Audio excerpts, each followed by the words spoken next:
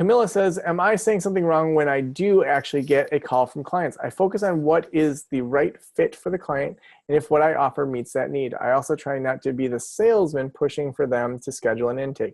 Should I be pushing more for an intake to discuss more in-depth treatment options? I hope this makes sense.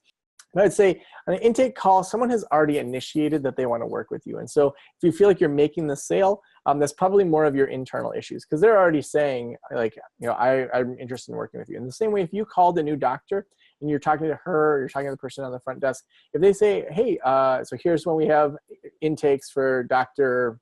whatever, that's not salesy, that's offering what you're calling for. You're calling to try to see if that person's a fit.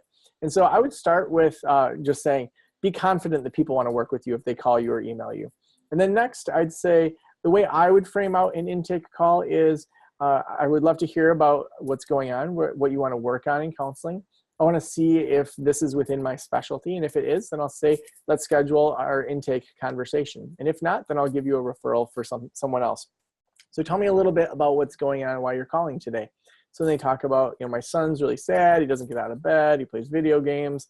Okay, so it sounds like your son might be dealing with some different issues. So we'd want to do an intake. We'd want to, create a treatment plan and then work through all of that. What day of the week works best for you? Okay, Tuesdays after school work best because he has soccer all the other days. Okay, so Tuesdays I have some openings at 4 o'clock or 5 o'clock. Which time would you prefer? None of that's salesy. That's asking why they're calling. It's then giving them ideas, and then it's then saying what time works, and then it's helping them get scheduled. And so I don't think that it's pushing them to schedule an intake. They're already saying they want an intake if they're calling. So I feel like if you're saying, why don't you come in for an intake and we can talk more in depth about treatment options, like I'm already saying to you that I want treatment.